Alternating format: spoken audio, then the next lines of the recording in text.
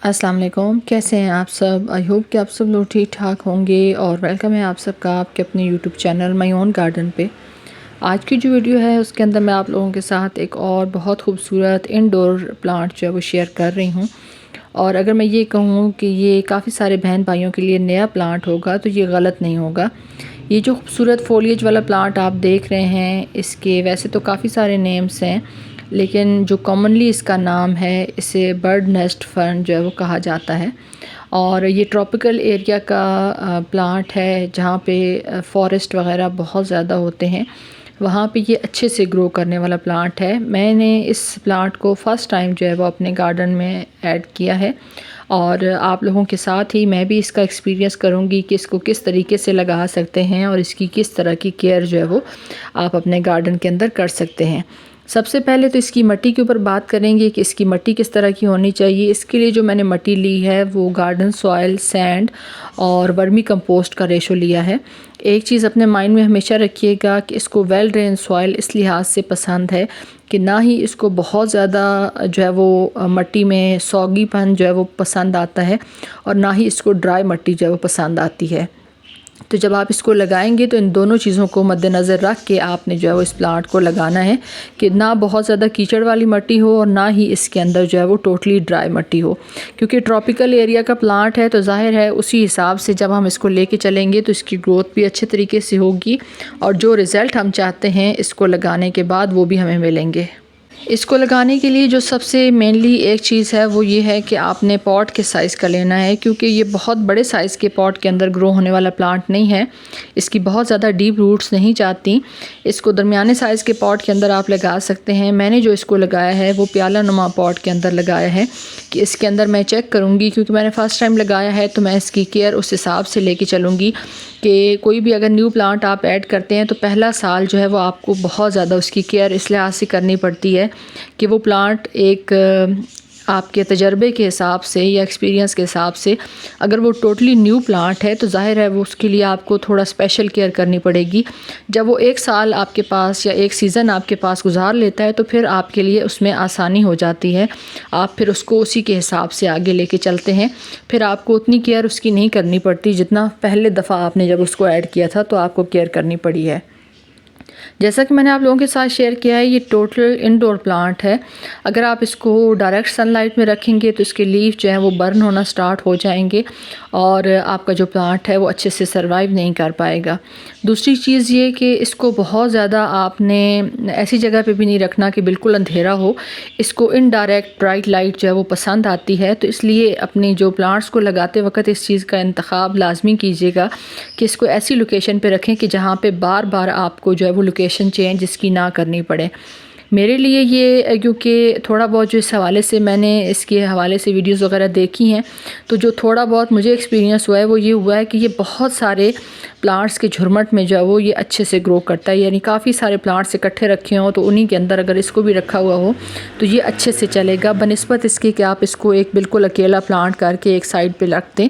मेरा क्योंकि open terrace है मैंने, लेकिन ये है कि ऊपर ग्रीन नेट वगैरह लगाई हुई है तो यहाँ पे उम्मीद है कि ये अच्छे से चलेगा। और जब मैंने इसको लगा दिया था तो लगाने के बाद अब अल्हम्दुलिल्लाह ये अच्छे से चल रहा है और इसमें अभी तक तो किसी किस्म का कोई इशू जो है वो मुझे फ़ेस नहीं करना पड़ा। अच्छा, दूसरा ये कि इसकी जो पेस्ट वगैरह इसके ऊपर ज़ाहिर है अटैक करते हैं, इसके ऊपर मिली बग का भी अटैक होता है। तो आप जो बाकी फर्न्स का जब आप देखते हैं उसके मुकाबले में इसके ऊपर जो है वो पेस्ट का अटैक होता है, तो उसके लिए फिर आप जो पेस्टिसाइड इस्तेमाल करते हैं बाकी प्लांट्स के लिए या नीम ऑयल का इस्तेमाल करते हैं तो वो कर सकते हैं। या फिर ये है कि इसके लीफ क्योंकि थोड़ा सा शेप में डिफरेंट है तो आप इसके लीफ के ऊपर जो है वो कपड़ा वगैरह इस तरह से गीला करके तो उसको बिल्कुल नीट और क्लीन कर दें, सारे पेस्ट वगैरह ऊपर से हटा दें, तो उससे भी ये जो पेस्ट वगैरह है उससे ये पाक हो जाएगा। आपको किसी किस्म का कोई पेस्टिसाइड इसके ऊपर यूज़ नहीं करना पड़ेगा। दूसरा ये कि इसको जब आप ग्रो करते हैं तो प्लांट जो है वो किस तरीके से ग्रोथ करता है कि ये राउंड शेप में ग्रोथ करता है, यानी इसके पत्ते बिल्कुल सेंटर से निकलते हैं। न्यू फ्रेश लीफ जो आते हैं वो सेंटर से ग्रो करता है। और जब इस तरह के जो प्लांट्स होते हैं उनको फिर आप जो है वो इस तरीके से प्रोपगेट कर सकते हैं कि उनके साइड से जब इसके बेबीज़ बनते हैं तो फिर आप इसको लगा सकते हैं। अगर आप हैंगिंग बास्केट इसकी बनाना चाहें तो उसमें भी आप इसको लगा सकते हैं। अगर आपके पास बहुत बड़े साइज़ के दरख्त हैं तो उनके तने के साथ भी आप इसको बांध के तो अच्छे से लगा सकते हैं। हैंगिंग बास्केट के लिए एक बेहतरीन प्लांट है। और जब ये थोड़ा सा साइज़ में बड़ा हो जाता है, क्योंकि जो प्लांट मैं आपके साथ शेयर कर रही हूँ इसका साइज़ ये नहीं रहेगा, ये टाइम के साथ साथ इसका साइज़ जो है वो इसके पत्तों की साइज़ जो है वो बहुत बड़ा हो जाएगा। काफ़ी बड़े बड़े इसके प्लांट्स होते हैं, तो इसलिए इसको साथ साथ आपने देखना है कि जब आपके प्लांट की साइज़ थोड़ा सा बेहतर हो जाए, अच्छा हो जाए, तो आपने इसको कुछ टाइम के बाद पॉट जो है इसका चेंज भी करना है थोड़ा बड़े साइज़ का। टाइम के हिसाब से एकदम से आपने इसको उठा के बड़े साइज़ के पॉट के अंदर नहीं लगा देना। जिस तरीके से बाकी फर्न वाली वैरायटीज़ को ओवर वाटरिंग या इस तरह से ज़्यादा पानी पसंद नहीं होता, सेम इसको भी उस तरह से नहीं पसंद होता। लेकिन मैं आपको बता चुकी हूँ कि ना ही सौगी मिट्टी हो और ना ही टोटली ड्राई मिट्टी हो। अब आगे आने वाला जो सीज़न है वो इसको बहुत ज़्यादा पसंद आएगा, क्योंकि ये ठंडक में अच्छे से ग्रो करता है। जब बाकी फ़र्न्स की वैरायटीज़ अच्छे से नहीं चलती उस टाइम पे फ़र्न की ये वाली जो वैरायटी है ये बहुत अच्छे से चलती है। क्योंकि ये इंडोर प्लांट है तो इसको ओस और कोरे का कोई मसला नहीं होता। कि ज़ाहिर है अगर आप इसको रूम में या बेडरूम में या फिर टीवी लाउंज वगैरह में रखते हैं तो इंडोर प्लांट होने की वजह से ज़ाहिर है ये कोरे और ओस से तो महफूज ही रहेगा। लेकिन यह है कि अगर आपने किसी ऐसे सेटअप में, जिस तरह से मेरे पास रूफटॉप सेटअप है, वहाँ पे अगर आपने बाकी प्लांट्स के अंदर इसको रखा हुआ है तो फिर आपने इस चीज़ को यकीनी बनाना है कि इसके ऊपर ओस और कोरा ना पड़े, ताकि इसकी जो ग्रोथ है वो अच्छे से चलती रहे। दूसरा, ये बहुत ज़्यादा हैवी फीडर प्लांट नहीं है कि आप इसको भर भर के फर्टिलाइज़र देते रहें। ये नॉर्मल सा जब आप मिट्टी बनाते हैं उस वक़्त इसके अंदर जो फर्टिलाइज़र आप ऐड करेंगे वो इसके लिए काफ़ी रहेगा। जब आपकी जो बर्ड नेस्ट फर्न है ये थोड़ी सी मैच्योर हो जाते हैं तो इनके पत्तों का जो सेंटर है यहाँ से स्पॉट्स वगैरह इसके ऊपर हल्के हल्के से कांटे नुमा चीज़ जो है वो नमूदार होती है, तो उससे भी आप इसको कट करके इसके पत्तों से भी इसकी प्रोपगेशन कर सकते हैं। ना सिर्फ इसकी रूट डिवीज़न से इसके बेबी प्लांट्स जो है आप बना सकते हैं, मज़ीद प्लांट्स तैयार कर सकते हैं, बल्कि जब ये प्लांट थोड़ा सा मैच्योर हो जाता है तो जिस तरह से बाकी फर्न्स के ऊपर हल्के हल्के से स्पॉट्स वगैरह होते हैं, जैसे बोस्टन फर्न के ऊपर तो मैंने खुद देखा है कि उसके लीफ के बिल्कुल जो पिछला हिस्सा होता है वहाँ पे स्पॉट्स वगैरह होते हैं, वो एक तरह से इनके सीड्स टाइप आप कह सकते हैं, तो उससे भी आप इसकी प्रोपगेशन कर सकते हैं। और इस तरह से लीफ को लगा के लीफ प्रोपगेशन से भी आप इसके मज़ीद प्लांट्स जो हैं वो तैयार कर सकते हैं।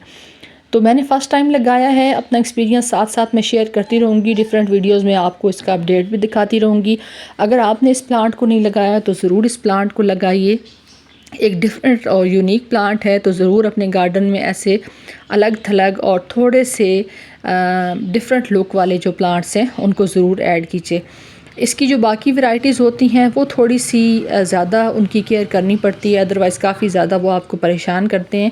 लेकिन उन तमाम वैरायटीज़ के मुकाबले में ये वाली जो वैरायटी है ख़ास तौर पे बर्ड नेस्ट, ये ज़्यादा तंग नहीं करती। तो हल्का फुल्का केयर इसकी करें, और एक सीज़न अगर आपके पास ये आराम से गुजार जाए तो फिर आप यकीन कीजिए कि जिस तरीके से आप नॉर्मल स्पाइडर प्लांट्स या जेड प्लांट्स या इस तरह की जितनी भी वैरायटीज़ को लेके चलते हैं, सेम उसी तरीके से आप इसको भी लेके चलेंगे और आपको किसी किस्म की कभी कोई कंप्लेन इस प्लांट के हवाले से नहीं आएगी। तो आई होप कि ये जो शेयरिंग मैंने आप लोगों के साथ शेयर की है ये आपके लिए इन्फॉर्मेटिव साबित होगी। अगर आपको ये वीडियो और ये प्लांट अच्छा लगे तो वीडियो को लाइक कर दें, चैनल पर फर्स्ट टाइम आ रहे हैं तो चैनल को सब्सक्राइब कर दें। आप सबकी वीडियो देखने का बहुत बहुत शुक्रिया। अपना ढेर सारा ख्याल रखिएगा, मुझे दुआ में याद रखिएगा। अल्लाह हाफ़िज़।